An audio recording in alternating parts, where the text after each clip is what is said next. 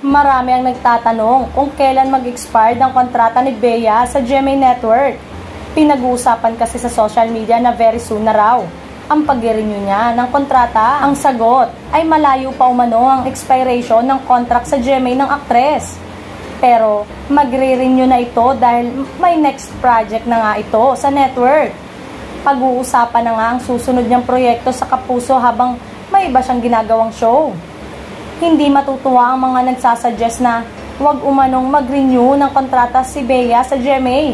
Sa balitang, magiging Kapuso pa rin siya. May mga suggestion na mag-freelancer na lang siya para open siya to work with other network pati sa ABS-CBN.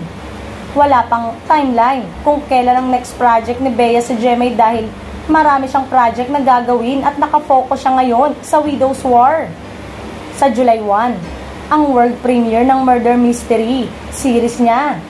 Pagkatapos nga ng WW, sisimulan na ni Bea ang series for HBO to be directed by Eric Mati. Isusunod nito ang movie sa reality film. May mga film offer kay Bea na hindi natanggap for 2024 Metro Manila Film Festival. Hindi na umano kaya ang schedule nito.